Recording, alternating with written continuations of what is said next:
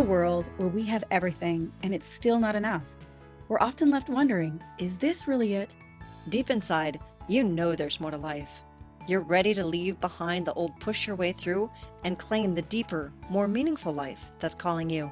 That's what we invite you to explore with us. We're your hosts, Stephanie Allen and Maren and Stephanie.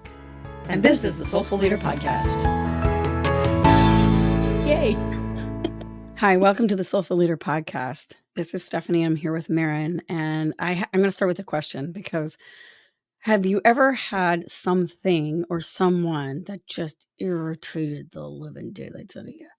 That you just are like so internally in reaction to? Like maybe they said something or maybe they did something or it just feels totally out of your control and you want to make them wrong so that you can be right. And I bring this up because it's like that emotional hijack. It's almost like we've talked about this in the past about our our chemicals and our internal chemicals we can be really addicted to. So we can set ourselves up to have things in this world that really evoke an emotion so that we can get a fix. But this is even beyond that. It's like sometimes you're even aware of something and you're like, I am in such a reaction to what this person did or said or is acting like right now. How do you deal with that? Like, what do you do? That's my question. What do you do when that happens? What are your patterns? What are your behaviors that you do? Like, do you run away and avoid at all costs that post on Facebook or that person in real life, or you turn off the news or whatever it is that's really irritating you? Or do you fight like hell and just get in there and just like, rah, rah, rah, rah? Or is there another way? So it's so interesting that you say that because just this morning I was making breakfast and my husband and I were in the kitchen together, and there was something on the news that like I didn't realize how much it impacted me until my husband looked at me and he said, "Okay, what'd I do wrong?" And I realized that I was like throwing things around in the house, like, right in the kitchen. And I was about to tell him off all the things he did wrong. And I caught myself and I was like, it's not him.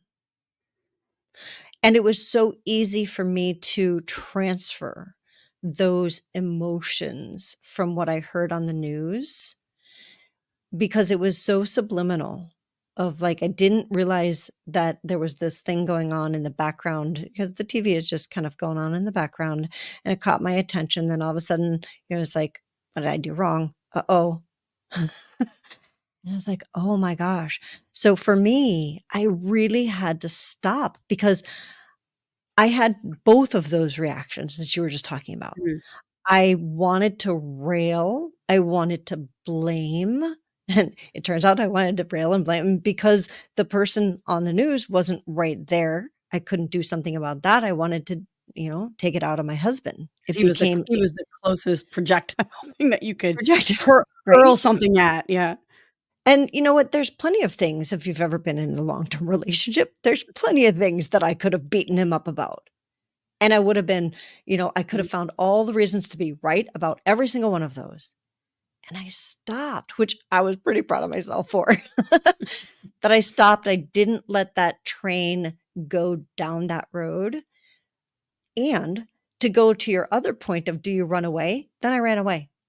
Yeah, I yeah. went into the bathroom. I curled up on the stupid floor and I just breathed. I cried my eyes out and I breathed.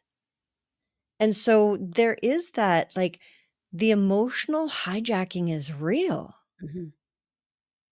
and it's hard. And what happens when you don't have someplace where you can go and just feel it? Like, that's what I did. I went and I felt it. Yeah. I lived with it and I let it move through me. You talk about that a lot Yeah, like about feeling it to heal it, and that can be a really scary place. I think a lot of times if we haven't got a safe space, and when I talk about safe space, I'm not talking about the bathroom floor, like, that you had, but a safe space within ourselves to, like, Mm, to be able to go and just rest there and look at something from new eyes, from a new place, like an objective, a non-judgmental place, instead of blaming, the outer world, or shaming, which is more the internal self of like, oh, I should have been this, and I shoulda. That's the shaming part of it. To be able to just be with it without trying to fix it or figure it out, but just notice what's happening in your body. That's such a foreign thing. It's Totally. such I mean, you and I have been working on this for years, and even still for me, it's a foreign thing to just be with it. It is so bloody uncomfortable, and It it's is. so unfamiliar. Our culture does not set up a safe space for us to do No. that.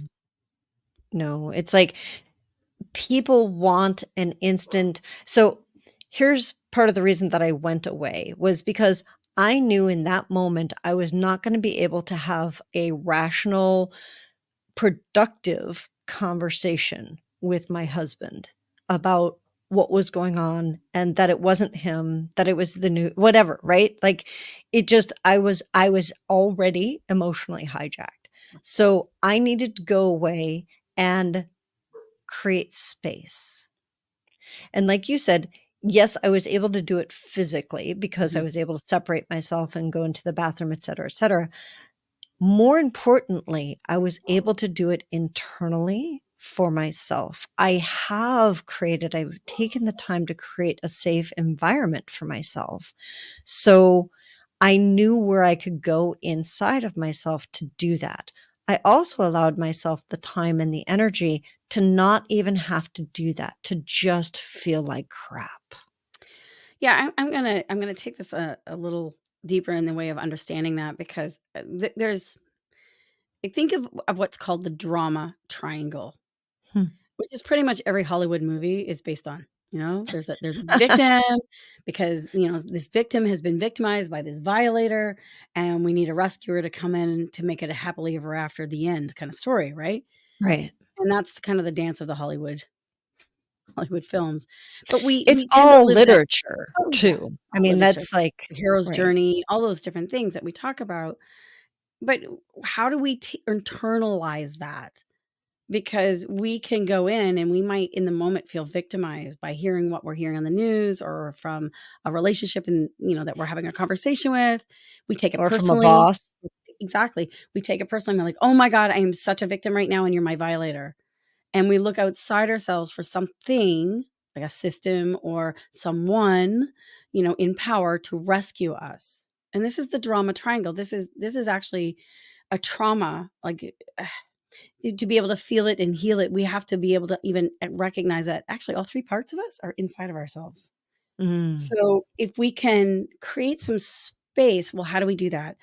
If we can create some space inside of ourselves for those three archetypes, the victim, the violator, and the rescuer, to actually have some space to work it out, and that you are kind of the director. You're the director of this film or of this novel. And you're like, okay, right now, little Stephanie, who's been victimized, is just a freaking hot mess right now. And I'm watching what she's doing. She's either going to fight back, or she's going to run away and hide. And she's going to look for a rescuer. Well, what if, as the observer, I'm also the rescuer? And I can say, what are you needing, little Stephanie? What are you mm, needing right now? What's going on? What really are you feeling? And to give that voice, or to give that presence within myself a little bit of space, because that little Stephanie might just say, I'm scared to death, or I feel left and abandoned, and I feel judged and ridiculed. It's like having this little inner therapy part of it. And why I'm saying this is that this is coming from imagination. We have to be able to cultivate our imagination, which is the right side of our brain, by the way. It's an mm. area that hasn't really been developed a whole lot in our culture. We're very much left dominant, which is neither right nor wrong, nor good or bad. It's just that it's really, really strong. And so, how do we shift over onto that right side? Is through imagination and creativity and curiosity and wonder. We've talked a lot about this on our podcast. So I think what I'm hearing you say is, like, when you went to the bathroom, you probably had a little moment of just feeling what you're feeling, and perhaps, maybe, you took some time to really look inside and go, "What is this really about?" Like, what, not trying to figure it out, but just asking, being curious. I did, and I acknowledged each of those roles inside of me. So as you were talking, I was thinking about that of like, if I had stayed in the kitchen and talked to my husband, I would have gone from victim, which is what I was feeling, to violator because I would have taken it out on him. And then my little, hero, I don't even know where my hero would have gone. Like maybe it would have been like, ah, look at me. See, you've done so good because now you feel good about yourself because like I'm better than. It's like the what like Mhm. there is no good conversation that comes out of that, No, you you just keep know? going around that triangle, around and around and around, and Exactly. it just makes you And then dizzy. you make somebody else feel like crap. So when I took some time out for myself, I did look at that of like, okay, if I were not a victim and it's like I allowed myself to feel the victim energy, right? Mhm, And then I actually allowed myself to feel what it would have felt like if I had like smashed my husband, right? And been like, okay, that didn't actually feel as good as I thought it was going to, right? And so that wasn't the hero that I needed. And once I had played that out inside of me internally, then there was actually some space for what's another alternative? Because there is another alternative besides one of those three responses. mhm, And I love that you called it creativity because it's like stepping outside, like you said, it's that observer. It's stepping to the outside and saying, what if none of that is true? It's just stories that I'm telling myself. And what what role does it play in my life to help me evolve as a human being? mhm, mhm, And when I can look at it from that perspective, I go, "Oh, it's here to serve me." And, our podcast, I believe it was our Halloween podcast where we talked about living in a friendly universe. So if I believe that I live in a friendly universe, then it is here to serve me. And now I don't need to be victim, violator, or hero. mhm. I can go, oh, there's something for me to evolve and grow out of this. What is it? And now I get to the other thing you were talking about, the curiosity Yeah. and the wonder and this isn't being done to me. It's something that I created. That's my belief personally, is that I create my world. So it's something that I created for me so that I could grow and become a more evolved human being. Mhm, mhm. Take a lot of patience with yourself to do that. Oh my gosh, I mean, Yes, it it does. does. And if you're And in a relationship with somebody and they're in that hot messness, it takes a lot of love and compassion to not take it personally too, to not be their rescuer or not mm, be like, we all wanna be each other's hero, right? And we have to learn how do we rescue ourselves because that's when we actually transform something. That's when we actually shift or move and we reclaim back our projected power that we put outside of ourselves. So again, what do I mean by that? What the heck does that yeah. mean? It's a lot of lingo, right? It's like I'm just using the example of you in the kitchen with your husband. It's like there can be a part of you that goes, "Okay, I'm really mad at him. Why does he not recognize how stupid he was?" And he should be rescuing me right now. So now I'm gonna beat him up for that too because he's not even rescuing me. And we just Mhm. create this dance and God love him. He's like in a place of like, I don't even know where to go. He has no idea. I have no idea what just happened here. This woman's on menopause and she's having a hot, all these different things that we make and then he's got his own stories going on, right? Instead of Right. what if there was no right or wrong or good or bad? What if it was there were things that were coming up? And I'm saying this because what if in our life, when we start to feel like that, it's not because we're doing something wrong or right or good or bad. It's actually that it's welling up to offer you some opportunity for energy to transform, to restory something, Yeah. to restory a whole new way of being in this relationship or being in this moment. So I'm Eh gonna go back to Mhm, something that you said of it takes patience and it takes some building some skill because this is a practice that I have been working with for many years. And not to be disheartening to people who are like, well, I want to be able to do that. Great. I'm so glad that's where it starts. And I think a first step is to look at the fact that it is a story and that I could tell a different story. So again, going back to what you're saying of what do I mean by that? So the story that I told myself was that something on the news was offensive, that it was personally hurtful to me. You took it personally. Yeah. Did it have to be? No. It was based on a lot of conditioning that I have that tells me that, oh, that's a threat. That's a threat to me, whatever was going on. So you didn't feel safe, So I didn't secure feel inside. right. And safety and security are stories that we tell ourselves because one person can feel perfectly safe in the fire in the mouth of the dragon and the other person doesn't. And where does that come from? That comes from our conditioning, Mhm. from the stories that we're trained in. So the good news is that we can retrain those stories. We can restory, like you were talking about. We can And rewrite it. restory stuff. We can rewrite it.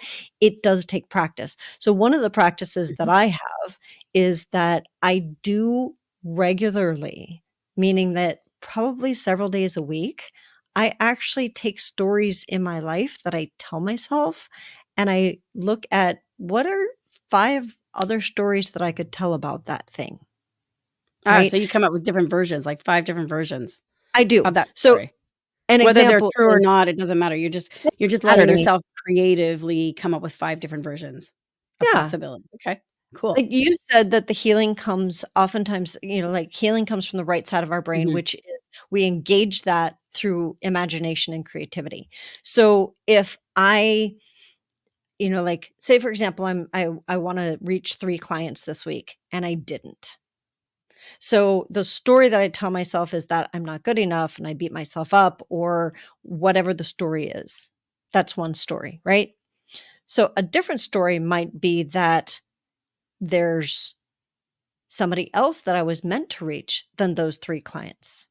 Another story might be that those 3 clients were not my ideal client and that I get to have this opportunity to redefine my avatar.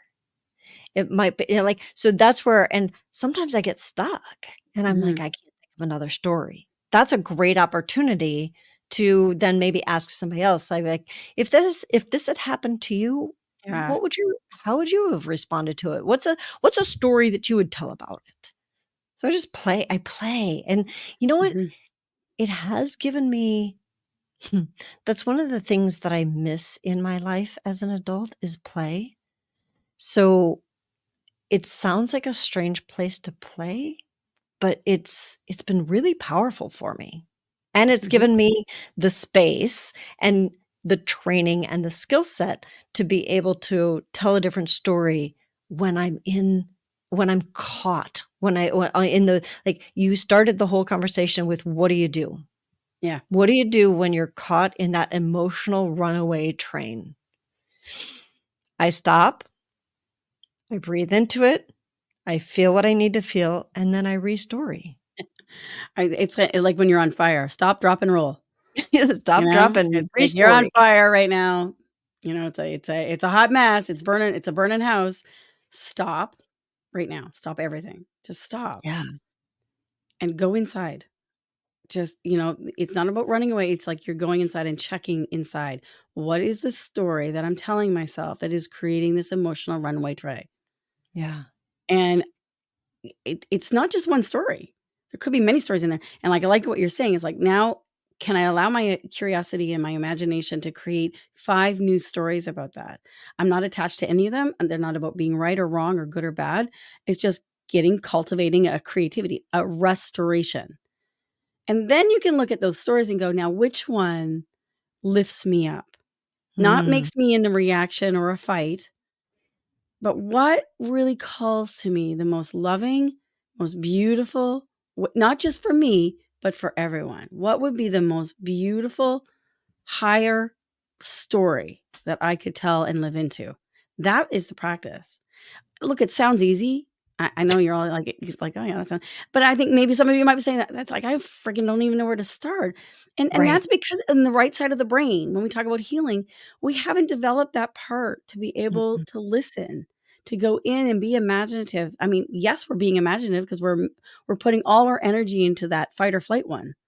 Mm. Instead of, can we open up the doorway to, create even more imagination, more possibilities? And then choose the one that is most gonna nourish not just you, but everyone involved. What would that be like? We forget that the brain is a muscle Mhm. and that neural networks that, Joe Dispenza's got some great work on this, that the neural networks, the what I think he says, what fires together wires together. So when you have a reaction, it triggers a whole series of neural networks that lead to more reaction and more reaction to a specific thing that you are used to, and then dumps all the chemicals into your system. So there is a physical reason that we're having those reactions. And the way to stop it is to literally, like you said, stop. Like, go, okay, stop. I recognize that that is just a reaction. Mhm. It's not real, it's not true, it's just a reaction, and it's triggered all of this stuff in my brain. So, the power of practicing, again, I'm gonna use one of the things that you say all the time, which is we practice something when we don't need it, Yeah. so it's there for us when we do. So 100%. the power of practicing using our imagination to create stories is so that when we need it, to get us out of the fire, Mhm. that drama, it's there for us. And it's so powerful because our brains are muscles. And building that muscle for alternatives, for a higher story is so essential. It's so beautiful. I It's like I said, it's not an easy practice, Mm-mm. but I can guarantee you it'll open up possibilities for, and when I say the word intimacy, I'm talking about deep realization of who you are and who the other person that you are in relationship with can be too, and there's more love that's possible. I will also say that it's a gentler way. Mhm. And we're in such a place right now of harshness with ourselves, with each other, in the world. And we do need some gentler ways, some safer ways, some internal Mhm. place where we feel like we can rest, where we can be safe. And that's what this creates for ourselves. It's the internal place of, oh, that's my safe place. Yeah, And the good news is you get to create it for yourself. So it's really powerful. very much so. So, Yeah. healing on the right side of the brain, allow yourself to be creative and imaginative, slow down, drop in, feel what you're feeling. That's gonna heal it. And then Mhm. be the witness of this little triangle that's going on inside yourself. Like, which one are you acting out on? Which one is the most common that you do? And what are you looking for? And can you evoke that from within yourself to just be, creative, to come up with 5 different new scenarios of being able to see and be in this relationship with oneself and with another. Only Yeah. good will come, I can guarantee you from that. I can guarantee that too. And if you wanna call us on that, please do, because we wanna talk to you about it. Yeah. We have proof that this way works. Remember that our 2025 co-creation circle is now open. So if you're interested in pursuing this type of stuff, of like looking at the world from a completely different lens, having more grace in your life, then we would invite you to come and join us. You can check out all the information on our website, tslp.life. And it's got a lot more than I can share with you right here. So please do contact us with any questions that you have. Remember that or maybe you don't know, that our listeners are now actually interviewing us and asking us questions about, what did you mean when you said this? Could you go more deeply into that? So if you have a question that came up during this podcast, let us know. We would love to talk to you about it. And come play with us. I love it. Let's be playful together. We'll talk to you all next week. Thanks for listening.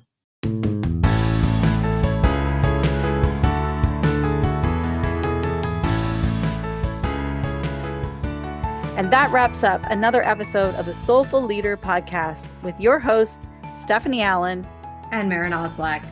Thank you for listening. If you'd like to dive deeper, head over to our website at thesoulfulleaderpodcast.com. Until next time.